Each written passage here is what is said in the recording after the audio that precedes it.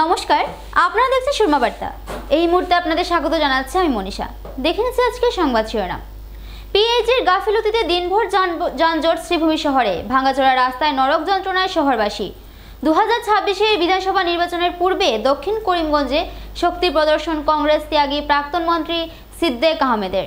157তম বর্ষে পা দিল ভারত বাংলাদেশ সীমান্তের মানিককোনা গ্রামে দুর্গাপুজো। শ্রীভূমিতে পুলিশের অভিযানে নিষিদ্ধ হেরোইন সহ আটক এক পাচারকারী। দন্ত চিকিৎসকের চেম্বারে চুরি হওয়া সামগ্রী সহ আটক এক। সাই সুর ভারতীর উদ্যোগে এক দিবসীয় লোকগানের কর্মশালা শ্রীভূমিতে। শহরের বেহাল রাস্তা সারাইয়ের দাবিতে জেলাশাসক ও পূর্ত দফতরে স্মারকপত্র প্রদান।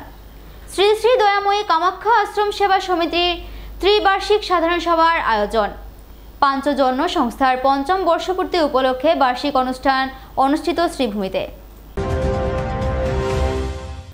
শ্রীভূমিতে জনস্বাস্থ্য কারিগরি বিভাগের গাফিলতিতে তীব্র যানজট শ্রীভূমি শহরের প্রাণকেন্দ্র স্টেশন রোডে।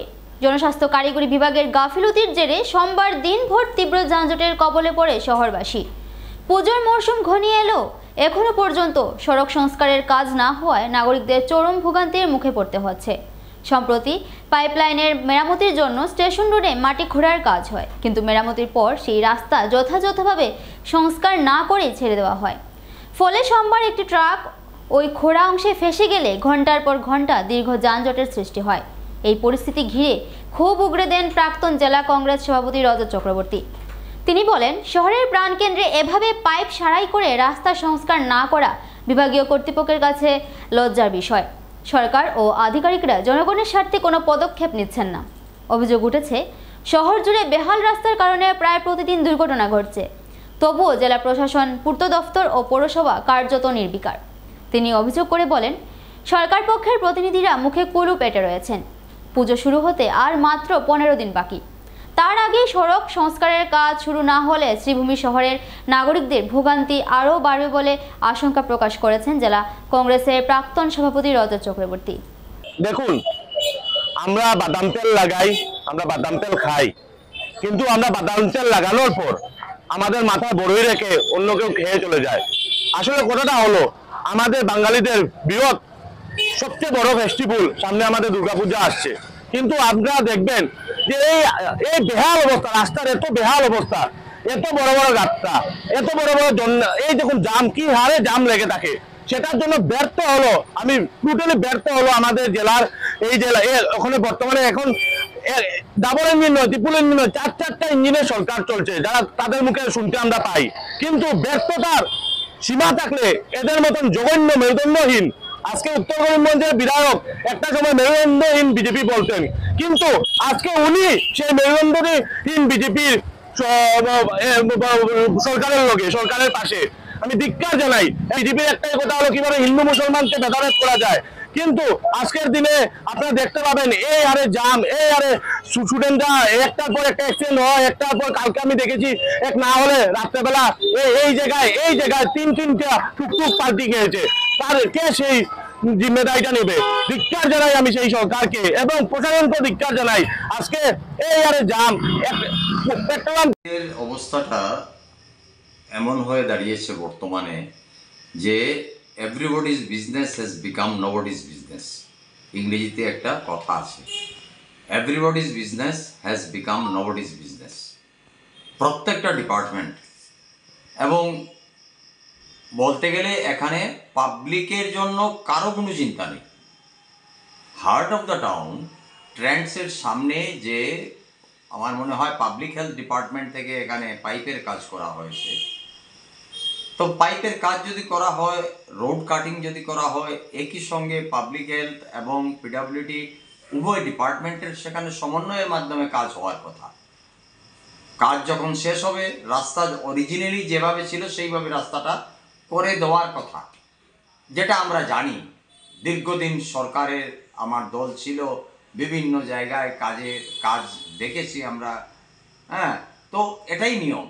কিন্তু এখানে হার্ট অফ দ্য টাউন, যেখানের মধ্যে প্রায় ট্রাফিক একদম এমন হারে ট্রাফিক হয়ে যায়, প্রায় 2 ঘন্টা লেগে যায় এখানে পাস হতে। তো এই যে অবস্থাটা, তাই এখন বলতে বলতে আর বলার ইচ্ছে করছে না, কারণ আর 5-6 মাস আছে নির্বাচনের। তো তো জনগণ যদি এই সব দেখে এই দুর্গতি, যে দুর্গতি হচ্ছে আজকে হলো গিয়ে 15 তারিখ, আর মাত্র 5 দিন থেকে 6 দিন পর মহালয়া, তার 1 সপ্তাহ পর হচ্ছে অষ্টমী, ষষ্ঠী। হ্যাঁ, তো এই পুজো শুরু হয়ে গেছে। বাঙালির এত বড় একটা উৎসব, সেটা কিন্তু অলরেডি শুরু হয়ে গেছে। হ্যাঁ, পুজোর দিন তো, পুজো তো আসবে, ষষ্ঠী আসবে, সপ্তমী আসবে, নবমী আসবে, দশমী আসবে, চলে যাবে। কিন্তু পুজোর যে এই আগ মুহূর্তটা, যখন জনগণ চলাফেরা করবে, জনগণ মুক্ত বিচরণ করবে, কোথায়, কোন দিকে করবে জনগণ? সমস্ত শহরের রাস্তাঘাটের অবস্থা একদম বেহাল অবস্থা, সমস্ত জেলার রাস্তাঘাটের অবস্থা বেহাল অবস্থা। আজকে এর পরও যদি জাত বাঁচানোর জন্য যদি 6 মাস পর যে নির্বাচন হবে, সেটাতে যদি শহরের জনগণ যদি আবার ভোট দেন, তাহলে আমার বলার কিছু নেই। পঞ্চায়েত প্রতিনিধিদের সংবর্ধনা দেওয়ার নাম করে আয়োজিত সভায় আগামী বিধানসভা নির্বাচনের জন্য নিজের শক্তি প্রদর্শন করলেন দক্ষিণ করিমগঞ্জের বিধায়ক সিদ্দেক আহমেদ। রবিবার বারোইগ্রাম স্থিত বাড়িতে দক্ষিণ করিমগঞ্জের পঞ্চায়েত প্রতিনিধিদের সংবর্ধনা সভায় আগামী বিধানসভার জন্য রণডঙ্কা বাজিয়ে দিলেন সিদ্দেক আহমেদ। অগপ টিকিটে যে আগামী বিধানসভা নির্বাচনের প্রতিদ্বন্দ্বিতা করছেন, তাও এই সভায় স্পষ্ট করে দিলেন সিদ্দেক আহমেদ। রবিবার প্রতিকূল আবহাওয়ার মধ্যে বিধায়ক সিদ্দেক আহমেদের বারোইগ্রামের বাসভবনে আয়োজিত পঞ্চায়েত প্রতিনিধিদের সংবর্ধনা সভায় উপচে পড়ে ভিড়। বারোইগ্রামের প্রাক্তন জেলা পরিষদ সদস্য তথা প্রবীণ কংগ্রেসী হাজী আবুর বক্কর সিদ্দিকের পৌরোহিত্যে সভায় দক্ষিণ করিমগঞ্জের পঞ্চায়েত প্রতিনিধিদের মধ্যে সভাপতি, সভানেত্রীদের প্রতিনিধি, এপি সদস্য ও পঞ্চায়েত সদস্যদের সংবর্ধনা দেন সিদ্দেক আহমেদ। অঘোষিতভাবে পঞ্চায়েত প্রতিনিধিদের জমায়েতেই 26শে বিধানসভা নির্বাচনের রণডঙ্কা বাজান সিদ্দেক। এই সভা ঘিরেই রাজনৈতিক মুখ্যমন্ত্রীর সঙ্গে ঘনিষ্ঠতার সুযোগে সমষ্টির উন্নয়নের বাড়তি সুযোগ সুবিধা পাওয়ার সবিস্তারে তুলে ধরে নবনির্বাচিত পঞ্চায়েত প্রতিনিধিদের আকৃষ্ট করে সমর্থন আদায়ের মরিয়া প্রয়াস চালাতে দেখা যায় সিদ্দেককে। তিনি সবাই দাবি করেন, মুখ্যমন্ত্রীর বদান্যতায় 16,000 অরুণোদয় পেয়েছেন, যেখানে অন্যান্য বিধায়করা 20-25টি করে অঙ্গনওয়াড়ি সেন্টারের বরাদ্দ পেয়েছেন, সেখানে একমাত্র তিনি 87টা সেন্টার বরাদ্দ পেয়েছেন। উন্নয়নের জয়গান শুনে উপস্থিত পঞ্চায়েত প্রতিনিধিরা সিদ্দেককে পাশে থাকার বার্তা দেন। এদিন বেশ সুকৌশলে সিদ্দেক আহমেদ সংবর্ধনা সভায় পঞ্চায়েত প্রতিনিধিদের কাছে নিজেকে উন্নয়নের হিসাব তুলে ধরার সব রকম চেষ্টাই চালিয়েছেন। এদিনের সভায় প্রাসঙ্গিক বক্তব্যকে সিদ্দিকের পাশে থাকার বার্তা দেন একাংশ জনপ্রতিনিধি। বক্তব্য রাখেন একলাসুর রহমান, বজলুর রহমান চৌধুরী সহ অন্যান্যরা।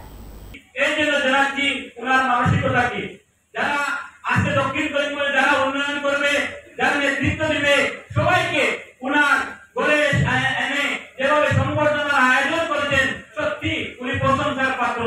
সবাই আমি অনুরোধ করবো, মন্ত্রী প্রাক্তন মন্ত্রী সিদ্দেক আহমেদ সাহেবের জন্য একটা হাত পাখি দেন। অনেক আসতে পারেন নাই, আমাদের সাথে যোগাযোগ করা হয়েছে, তারপরেও আজকে বিশেষ করে দক্ষিণ করিমগঞ্জে যারা নেতৃস্থানীয় যারা নেতৃত্ব দেন দক্ষিণ করিমগঞ্জের অঞ্চলে তথা করিমগঞ্জের জেলায়, আজকে সবাই এখানে উপস্থিত হওয়ার জন্য আমি ওনার সবাইকে ধন্যবাদ জানাচ্ছি। এই জন্য ধন্যবাদ জানাচ্ছি, বলেছিলেন কিছু সংখ্যক জনগণ বিভ্রান্ত ছড়াচ্ছেন যে দক্ষিণ করিমগঞ্জের সিদ্দেক আহমেদের পায়ের তলে মাটি নেই। আজকে এই সভা দেখে আজকে বুঝতে পারবে না কার কতটুকু পায়ের তলে মাটি এসেছে। বন্ধুগণ, আপনারা জানেন আমার মেইন উদ্দেশ্য আসলে যে আমার পঞ্চায়েতের সভাপতি, আমার এপি সদস্য, আমার ওয়ার্ড মেম্বার, আমার আঞ্চলিক পঞ্চায়েত প্রেসিডেন্ট, আমি সকলোকে আমি সংবর্ধিত কৰিম, এটাই আছে আমার উদ্দেশ্য। লগতে আমার কিছু ওয়ার্কারক আমি মাতিছিল, তেওঁলোকেও আহি উপস্থিত হল। যে আজি যিটো বৰ্ষণ আৰু এই পৰিৱেশৰ মাজত যেনেকুৱা হাজাৰ হাজাৰ মানুহ আহি আজি এই সভাখনত উপস্থিত হল, এতিয়া মোৰ উৎসাহটো বাঢ়িছে যে এনেকুৱা যে দক্ষিণ কৰিমগঞ্জৰ মানুহ আজি তেওঁলোকে বুজি পাইছে যে মই যিটো কাম কৰিছোঁ বিগত দিনত, হয়তো তেওঁলোকৰ নিশ্চয় ভাল লাগিছে, যাৰ কাৰণে আজি মানুহৰ ঢল হৈছে। নহ'লে আজি ইমান বৰ্ষণত ইমান বেয়া পৰিস্থিতিত মানুহ যে এনেকুৱা হ'ব মই কেতিয়াও ভাবিব পৰা নাই। গতিকে মই কৃতজ্ঞতা জানাইছোঁ, ধন্যবাদ জানাইছোঁ সব মানুহক।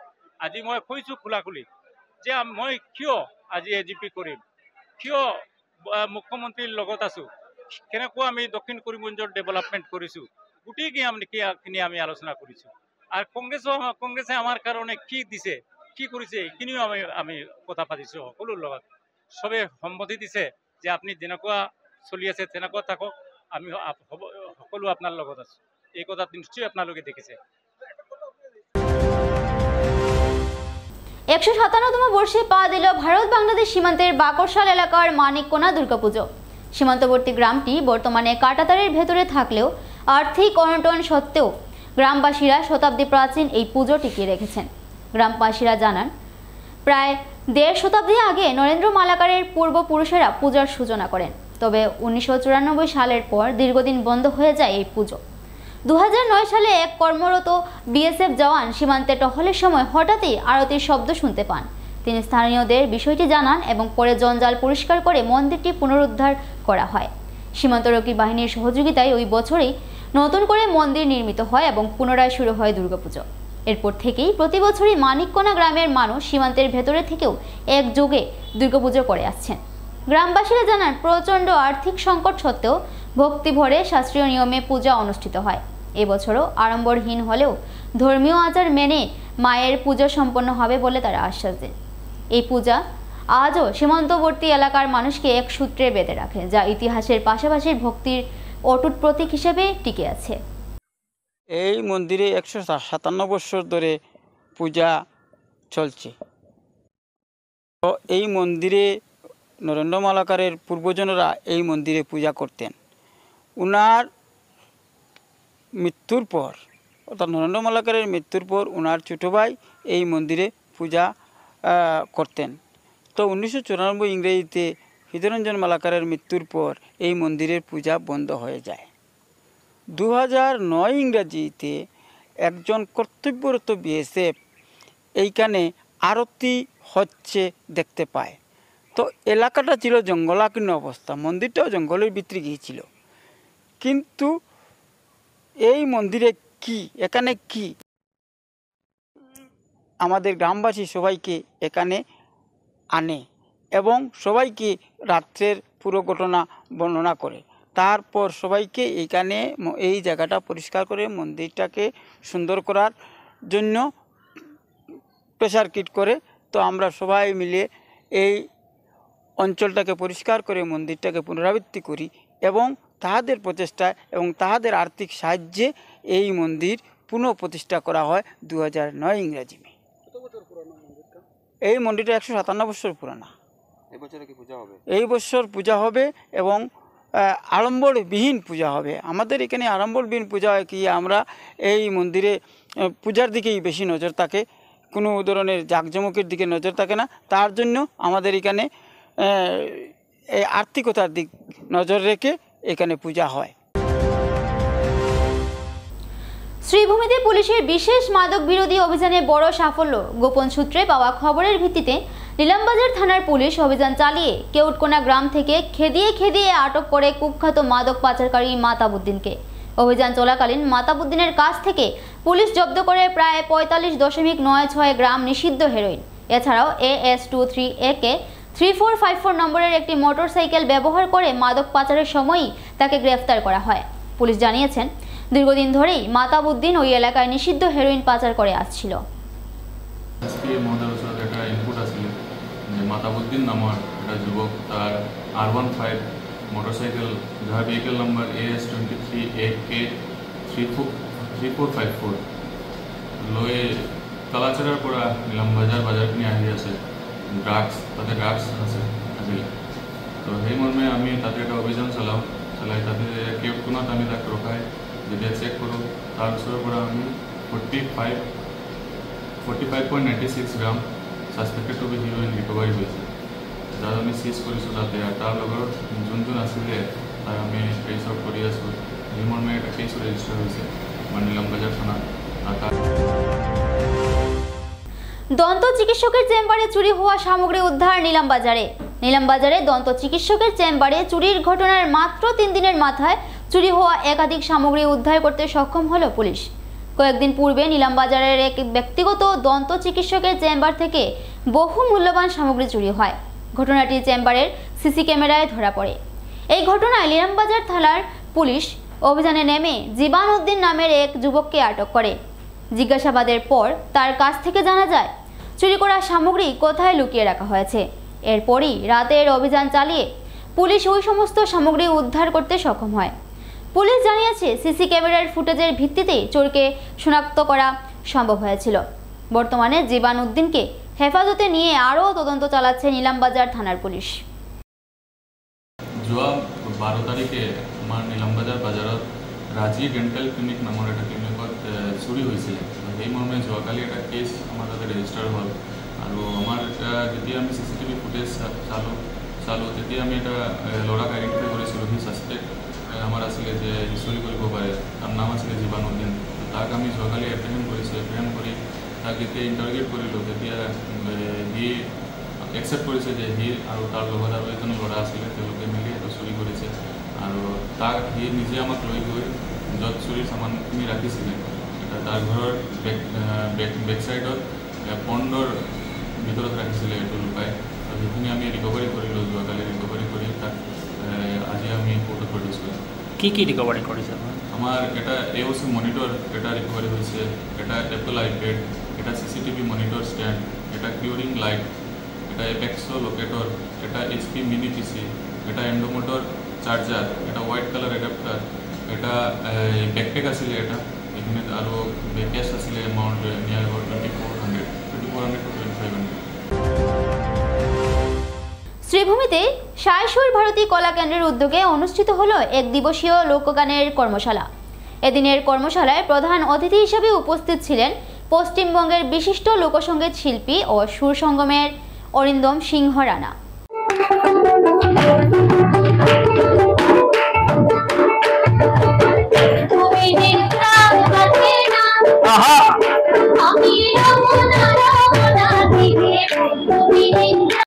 অনুষ্ঠানে লোকসঙ্গীতের পাশাপাশি সাংস্কৃতিক আদান প্রদান, গান ও গল্প পরিবেশিত হয়।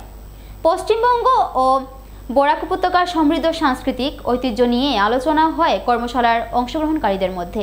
কর্মশালার আয়োজিত সাংস্কৃতিক অনুষ্ঠানে লোকগানের পাশাপাশি আগমনী সঙ্গীতও পরিবেশিত হয়, যা উপস্থিতদের মন কেড়ে নেয়। সায়সুর ভারতীর কর্ণধার জানান, শ্রীভূমির মানুষের সহায়তা ও উৎসাহ পেলে আগামী দিনেও আরও একাধিক লোকগানের কর্মশালার আয়োজন করা হবে। বরাক উপত্যকার একজন প্রাণপুরুষ, গর্বিত সন্তান আমাদের দিনাজপুরের জামাই হয়েছিল। নিশ্চয়ই বুঝতে পারছেন কার কথা বলছি। আমাদের সকলের প্রিয়, কারো কাছে প্রসাদ দা, কারো কাছে কালিকা প্রসাদ দা, কারো কাছে কালিকা প্রসাদ ভট্টাচার্য দাদা। তিনি আমাদের জামাই, মানে তার যে স্ত্রী ঋতুদি, তিনি আমার পাড়ার দিদি। তিনি দিনাজপুরের মানুষ। দিনাজপুরটা দুটো ভাগে ভাগ হয়, একটা উত্তর একটা দক্ষিণ। ওনারা উত্তরের মানুষ। আর বাবা একদম বিশিষ্ট শিক্ষক ঋতুচেতা গোস্বামী, ঋতুদিন। সেই সূত্রে আমরা জামাই পেয়েছি বরাক উপত্যকার, যিনি আমাদের মধ্যে আজও আছেন, চিরকাল থাকবেন, নয়নের মণি হয়ে থাকবেন। তো আত্মীয়তা বহুদিন আগে থেকে শুরু হয়েছে। ওর অনেকগুলো কর্মকাণ্ড আমরা কিছুদিন ধরে দেখভাল করছি, আমরা দেখছি এবং আমাদের সঙ্গে যোগাযোগ সেটা নিবিড় হয়ে উঠেছে। আমরা এইটুকু কথা দিতে পারি যে লোক সংস্কৃতি এমনই একটা বিষয় যেটার বাদ দিয়ে জীবনের অস্তিত্ব বিপন্ন হয়। সকালবেলা ঘুম থেকে উঠে যখন আজানের শব্দ পাই, আবার ঠিক সন্ধ্যেবেলা শঙ্খধ্বনি দেয় আমার মা মাসিরা। এই সংস্কৃতির মধ্যে আমরা বেড়ে উঠেছি। তো সকাল থেকে সন্ধ্যে অবধি নানাবিধ আচার, ধর্মীয় লোকাচার আচারের মধ্য দিয়ে আমাদের চলে। এটাই লোক সংস্কৃতি। তাহলে এটার বাইরে কি আমি থাকবো কি করে? আমার মা মাসিরা কি একদিন এমন আছেন যিনি সন্ধ্যা দেবেন না, শঙ্খে ফুঁক দেবেন না, এমন দিন আছে? যেদিন নেই সেদিন লোক সংস্কৃতি নেই। সেরকম দিন নিশ্চয়ই আসবে না আমাদের জীবনে যে আমার বাড়িতে কেউ আজকে একটু সন্ধ্যাই দিল না। আমি নেই, আমার পরিবারে অন্য কেউ আছে। তো যতদিন আমার সন্ধ্যাবেলা আমার বাড়িতে শঙ্খে ফুঁক দিয়ে একটা দারুণ একটা স্কেল উচ্চারিত হবে ধ্বনি, ততদিন আমাদের লোক সংস্কৃতি থাকবে। আমি ভীষণ ভাগ্যবান যে আমি এই পাগলগুলো, ছোট ছোট পাগল ভাই বোনদের নিয়ে সোজা একেবারে অধুনা করিমগঞ্জ এবং এখন শ্রীভূমি, যেখানে আমরা পদার্পণ করেছি। আমরা আপনাদের কাছে বিনম্র অনুরোধ রাখবো, এই মানুষগুলোর পাশে থাকতে হবে যারা সমাজের জন্য সঠিক দিশা, সঠিক পথ দেখাতে চায় নতুন প্রজন্মকে। সাংবাদিক বন্ধুরা সমাজের একটি স্তম্ভ আমরা জানি।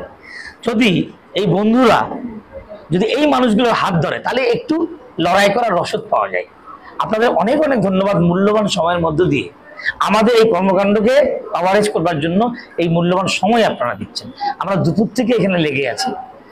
এই কর্মশালায় উপস্থিত রয়েছেন আমাদের এই কর্মশালায় উপস্থিত রয়েছেন সুদূর পশ্চিমবঙ্গের মালদা শহরের অরিন্দম সিংহ রানা। দাদাকে আমি পেয়ে খুব ধন্য। দাদা ভীষণ গুণী এবং ভীষণ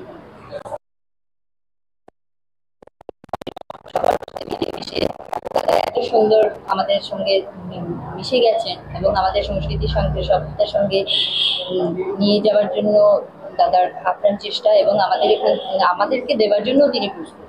তো দাদার যে এই চেষ্টা এবং উৎসাহ এটা যেন আমরাও ওনার থেকে শিখতে পারি, এটাই দাদার কাছেও আমাদের চাওয়া। তো এবারে নিয়ে নিচ্ছি ছোট্ট একটা বিজ্ঞাপন বিরতির সঙ্গে থাকুন। বিভিন্ন আধুনিক ও আকর্ষণীয় টাইলসের সম্ভার নিয়ে শ্রীভূমিতে উপস্থিত প্রিয়া টাইলস। আপনার ঘরকে অতি সুন্দরভাবে সাজিয়ে তুলতে আজই চলে আসুন প্রিয়া টাইলসে এবং নিয়ে যান অত্যাধুনিক টাইলস। আপনার পছন্দের সব রকমের টাইলস আমাদের প্রিয়া টাইলসে উপলব্ধ রয়েছে। আমাদের ঠিকানা চান্দ্রাস প্লাজা নিয়ার বিশাল মেগামার্ট, স্টেশন রোড, শ্রীভূমি। যোগাযোগ 9101805530 9957709784। আনন্দ সংবাদ, আনন্দ সংবাদ। করিমগঞ্জে এই প্রথম 3D সিটি স্ক্যানের সুবিধা নিয়ে এলো Karimganj health city, Banamali road, Karimganj. পুরো শরীর 3D সিটি স্ক্যানের সুবিধা এখন পাচ্ছেন করিমগঞ্জে। আন্তর্জাতিকভাবে বিখ্যাত ডাক্তার দ্বারা রিপোর্ট। 3D সিটি স্ক্যানের জন্য যোগাযোগ করুন telephone 03843260705, mobile 9678033047। Karimganj health city, Banamali road, Karimganj আপনাদের সেবায় নিয়োজিত।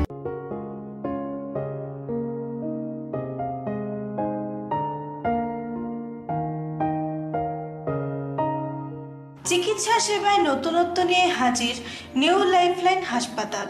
অত্যাধুনিক প্রযুক্তিতে এখানে pinhole surgery, gallbladder, appendix surgery করা হয়। শিলচর মেডিকেল কলেজের সার্জারি বিভাগের অতিরিক্ত প্রফেসর ডক্টর RC শ্যাম সার্জারিগুলি করবেন। তাছাড়া তিনি প্রতি শনিবার বিকেল 3টে থেকে OPD-তে রোগী দেখবেন। রয়েছেন শিশুরোগ বিশেষজ্ঞ doctor Gulzar হোসেনও।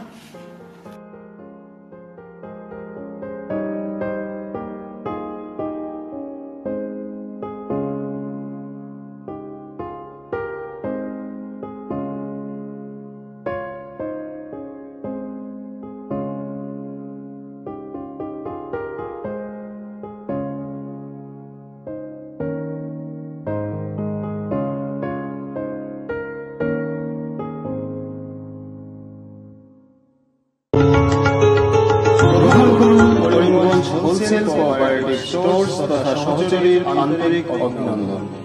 Karimganj wholesale cooperative স্টোর্সের নিয়ন্ত্রণাধীন স্টেশন রোডস্থ বিভাগীয় বিপণী সহযোগী নতুন উদ্যোগে সমৃদ্ধ হয়ে জনগণের সেবায় এগিয়ে এসেছে।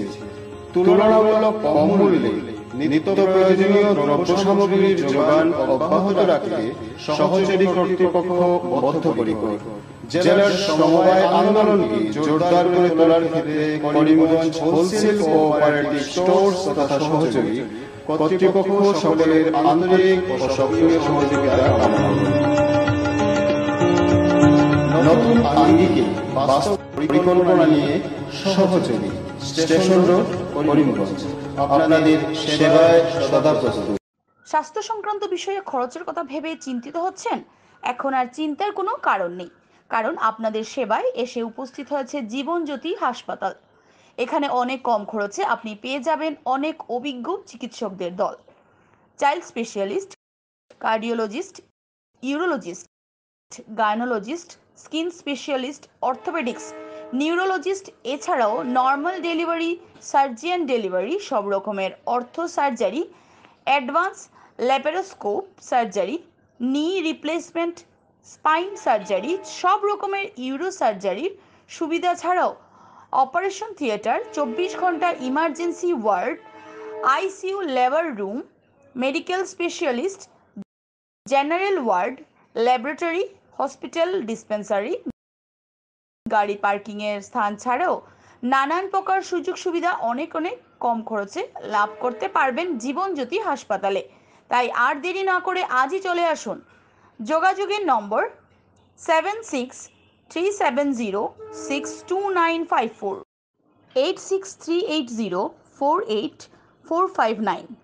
আমাদের ঠিকানা নীলামবাজার, গান্ধী জিপি, দুর্গানগর রোড, আসাম 788722।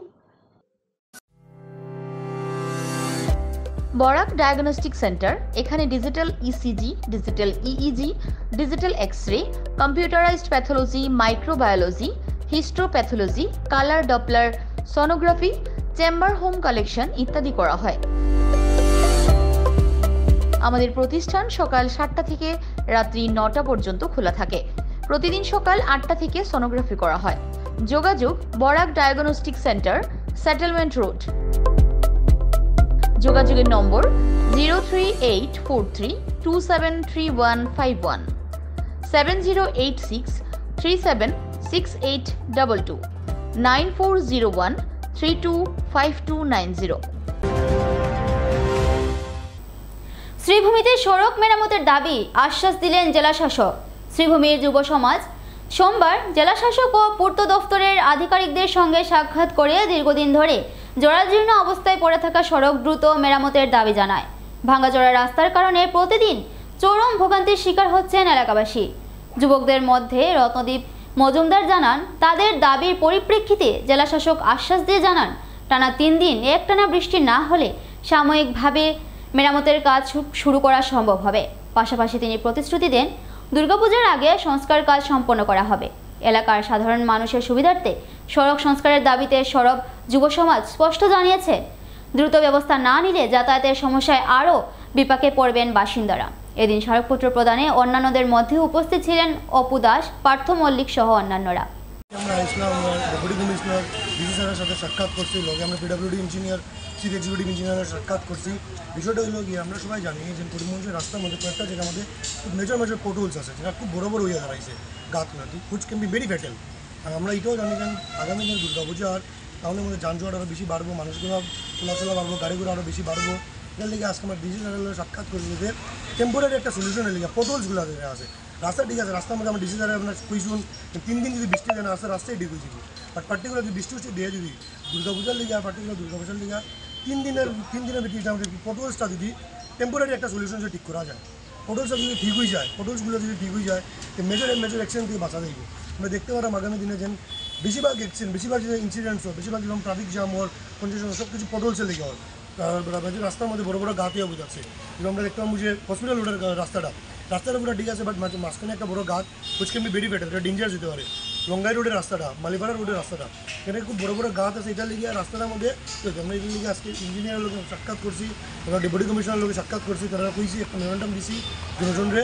এটা কইছি যদি বৃষ্টি যদি রাস্তা ঠিক হতে পারে না পুজো অবধি, একটা এটা যেন দুর্গাপূজার আন্ডারের ভিতরে যেন পোর্টহোলসগুলো টেম্পোরারি একটা সলিউশনের যদি কাভার আপ করা যায়, যাতে মেজর ইনসিডেন্ট একটা কিছু অগ্রহণ ঘটে না দুর্গাপূজা অবধি। শ্রী শ্রী দয়াময়ী কামাখ্যা আশ্রম সেবা সমিতির ত্রিবার্ষিক সাধারণ সভা অনুষ্ঠিত হয় 14 সেপ্টেম্বর রবিবার সকাল 11 ঘটিকায় দয়াময়ী কামাখ্যা আশ্রম নয়াবাড়িতে। সভাপতি সরোজ কুমার দাসের পৌরোহিত্যে প্রথমে সম্পাদকের প্রতিবেদন পাঠ করেন সম্পাদক ভূপেন্দ্র দাস।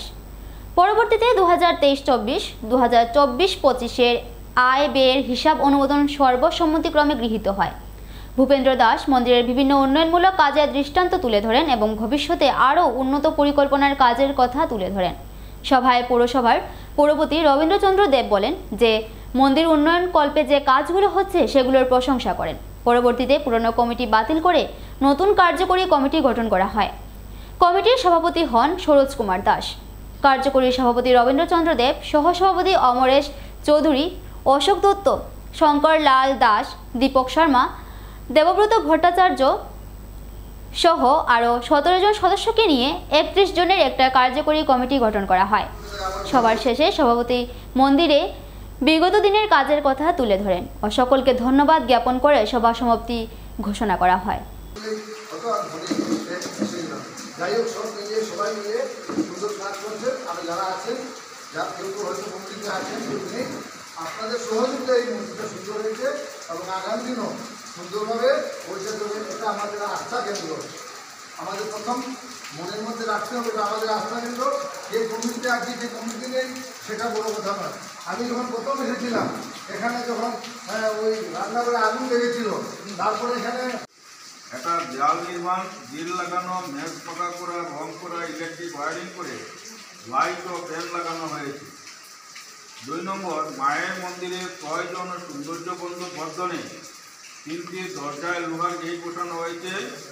3 নম্বর, মায়ের মন্দিরে প্রবেশ পথে সিঁড়ির উপরে স্টিলের গেট লাগানো হয়েছে। 4 নম্বর, আশ্রমের প্রবেশ মুখে নালার উপর লোহার পাক দিয়ে ঢাকনা বসানো হয়েছে। 5 নম্বর, মায়ের মূল মন্দিরে চূড়া দিয়ে বৃষ্টির জল।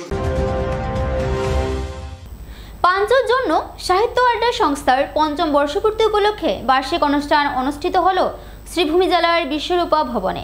উক্ত অনুষ্ঠানে ওই সংস্থাটির বার্ষিক মুখপত্র আরশি 5-এর উন্মোচন হয়। শ্রীমতী রমলা চক্রবর্তীর পৌরোহিত্যে সাংস্কৃতিক অনুষ্ঠান সুষ্ঠুভাবে সম্পন্ন হয়। ওই দিন সকালে আবহাওয়া অনুকূল না হওয়ায় অনুষ্ঠান শুরু হতে সামান্য দেরি হলেও পরে সকল সদস্যদের এবং বিশেষ করে কচিকাচাদের উপস্থিতিতে অনুষ্ঠান হয়ে ওঠে প্রাণবন্ত। সঙ্গীত, নৃত্য, আবৃত্তি ও শ্রুতিনাটকের সফল উপস্থাপন অনুষ্ঠানটিকে এক অন্য মাত্রা এনে দেয়। ছিল সুস্বাদু মধ্যাহ্ন ভোজনের ব্যবস্থাও। উল্লেখ্য, 2020 সালের 20 আগস্ট কোভিড-19-এর ভয়াবহ সময়ে এই সংস্থার জন্ম হয়। সুস্থ সাংস্কৃতিক আবহে মানুষের মনোবল অটুট রাখা ছিল এর মূল উদ্দেশ্য। পাঞ্চজনের 5ম বর্ষপূর্তি এবং সফল বার্ষিক অনুষ্ঠানের জন্য পরিবারের সকল সদস্যদের ধন্যবাদ জানিয়েছেন ওই সংস্থার কর্ণধার শ্রী শান্তনু বন্দ্যোপাধ্যায় ও সহকর্ণধার ধ্রুবজ্যোতি ঘোষ। আজকে 14 সেপ্টেম্বর পাঞ্চজন সাহিত্য আড্ডার 5ম বর্ষপূর্তি অনুষ্ঠান এখানে হচ্ছে আমাদের। সেই 2020 আগস্ট আমাদের এটা সৃষ্টি হয়েছিল গুটি গুটি পায়ে। আজকে আমরা 5ম বর্ষ অতিক্রম করে 6ষ্ঠ বর্ষে পদার্পণ করেছি। সেটা পাঞ্চজনের যত শোভানুধ্যায়ী আছে সবার সহযোগিতা, সবার মেলবন্ধন এটা সম্ভব হয়েছে। তাই আজকে আমরা 5 বছর পূর্ণ করে 6 বছরে পদার্পণ করেছি। তার কৃতিত্ব, সিংহভাগ কৃতিত্ব এই পাঞ্চজন সাহিত্য আড্ডার সকল সদস্যদের।